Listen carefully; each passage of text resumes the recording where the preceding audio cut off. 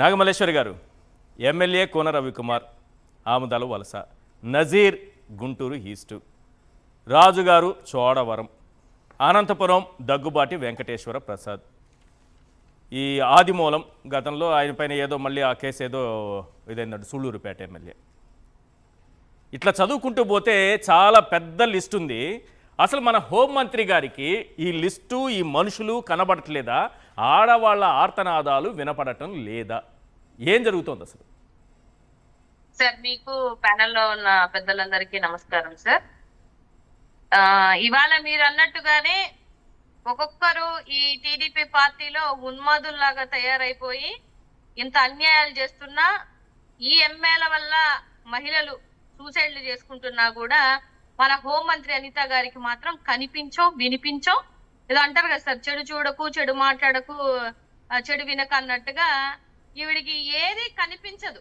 ఎందుకనంటే ఆవిడ ఒక ముసుగులో ఉన్నారు. ఆవిడ ఏ ముసుగనంటే ఆడవాళ్ళకి అన్యాయం జరిగినా బయటికి రాదు, ఆడవాళ్ళకి ఘోరంగా అవమానాలు జరుగుతున్నా బయటికి రాదు, మడ్డలు చేసినా మానభంగాలు చేసినా బయటికి రాదు. ఆవిడకి ఇచ్చినటువంటి గతంలో చెప్పాను, మళ్ళీ చెప్తున్నాను, ఓన్లీ ఆవిడ పదవి ఏంటంటే జగన్మోహన్ రెడ్డి గారిని తిట్టడానికి, భారతమ్మని తిట్టడానికి మాత్రమే ఆవిడ ప్రెస్ మీట్ పెట్టడానికి వస్తుంది.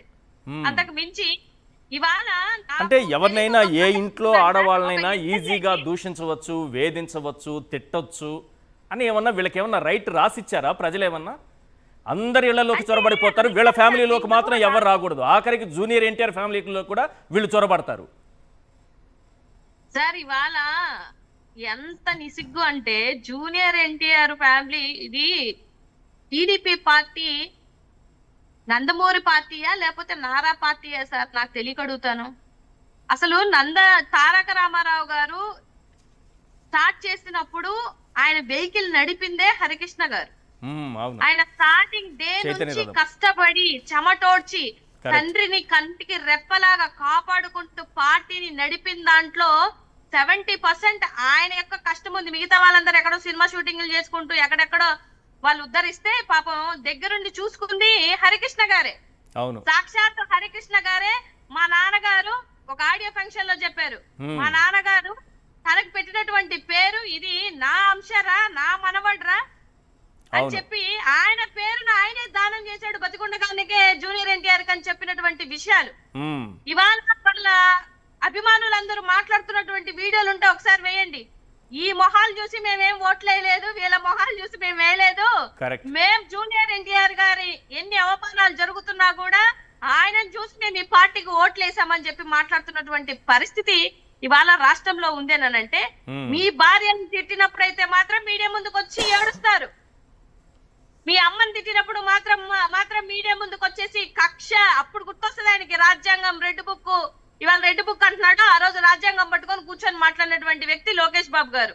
మరి మీ ఇంట్లో ఉన్నటువంటి ఒక ఆడబిడ్డని మాట్లాడుతున్నప్పుడు ఈ పాటికి మీరు సస్పెండ్ చేయరా? అతన్ని సస్పెండ్ చేయరా సార్? ఆ ఎమ్మెల్యేని అతను బయటకు వచ్చి అతనితో యాక్టింగ్ ఇది నా ఆడియో కాదని చెప్తున్నా కూడా నీ పప్పుల పాపం నందమూరి అభిమానుల దగ్గర ఉడకలేదు.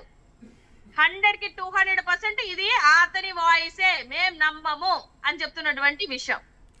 ఇవాళ వీళ్ళ ఎమ్మెల్యే పరిస్థితి చూస్తుంటే నిజంగా ఒక మాట చెప్పండి సార్, అంత ధైర్యం ఉంటదా నందమూరి తారక రామాకి సంబంధించినటువంటి ఒక ఫ్యామిలీలో ఒక మహిళను మాట్లాడడానికి?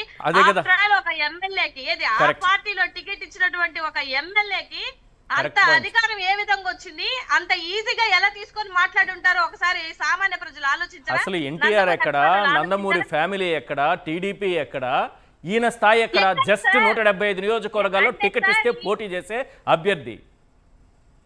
అదే సార్, ఇవాళ నారా ఫ్యామిలీ కోసం, చంద్రబాబు నాయుడు గారి కోసం వీళ్ళందరూ పాపం వాళ్ళ ప్రాణ త్యాగాలు చేసుకుంటూ వస్తున్నారు. మన తారక రత్న గారు చనిపోయారు కదా, వీళ్ళ వల్లే కదా. ఏమన్నా ఆపారా సార్? ఒక శవాన్ని అక్కడ పెట్టుకొని కూడా ఆపకుండా ఇలా యాత్రలు చేసుకున్నటువంటి పరిస్థితిలో వీళ్ళు ఉన్నారు. నిజంగా ఇప్పుడు ఈ ఎమ్మెల్యే మాట్లాడడం వెనుక ఆయన ఓన్ వాయిసా ఇది? ఎందుకంటే ఇంతకుముందు మీరే అన్నారు కదా, ఎన్టీ రామారావు ఎక్కడ, తెలుగుదేశం పార్టీ చరిత్ర ఎక్కడ, చంద్రబాబు నాయుడు గారు టికెట్ ఇస్తే పోటీ చేసే అభ్యర్థి ఎక్కడ? ఆయన ఎన్టీఆర్ ఫ్యామిలీలో ఎన్టీఆర్ కోడల్ని, జూనియర్ ఎన్టీఆర్ తల్లిని దూషించే స్థాయి వస్తుందా? దీని వెనుక ఎవరైనా ఉన్నారా? కాదు సార్, ఇందాక వెంకటరెడ్డి గారు చెప్పినట్టుగానే లోకేష్ బాబు గారే ఉంటారు. ఆయన యొక్క ఆధ్వర్యంలోనే జరుగుతున్నాయి ఇవన్నీ. ఉమ్, మీరు అబ్జర్వ్ చేయండి. వాళ్ళ అమ్మని తిట్టారనే ఒక ఉద్దేశంతో మిగతా వాళ్ళ ఆడవాళ్ళని అందరితోటి లకారాలు తిట్టిస్తూ ఉన్నటువంటి వ్యక్తి ఎవరన్నా ఉన్నారు అని అంటే లోకేష్ బాబు గారే.